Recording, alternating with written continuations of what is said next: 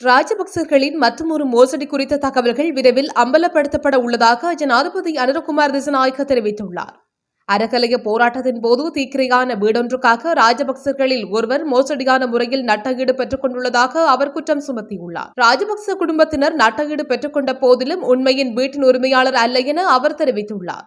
செவணக்கல பகுதியில் தீக்கிரையான வீடொன்றுக்கு இவ்வாறு ராஜபக்ச குடும்பத்தினர் நட்டஈடு பெற்றுக் கொண்டதாக அவர் சுட்டிக்காட்டியுள்ளார். தீக்கிரையான வீட்டின் காணி உரிமை வேறு ஒருவரின் பெயரில் இருந்ததாகவும் வீட்டின் உரிமையும் வேறு ஒருவரின் பெயரில் இருந்ததாகவும் ஜனாதிபதி குறிப்பிட்டுள்ளார். எனினும் ராஜபக்ச குடும்பத்தினர் இந்த வீட்டுக்கான நட்டகீட்டை பெற்றுக் கொண்டுள்ளதாக தெரிவிக்கப்பட்டுள்ளது. இந்த தகவல் அண்மையில் கிடைத்ததாகவும் இதை இன்னும் நாடாளுமன்றத்தில் சமர்ப்பிக்கவில்லை என்றும் ஜனாதிபதி தெரிவித்தார். புத்தள பகுதியில் நடைபெற்ற பொதுக்கூட்டத்தில் ஜனாதிபதி இந்த விடயத்தை அம்பலப்படுத்தியுள்ளார்.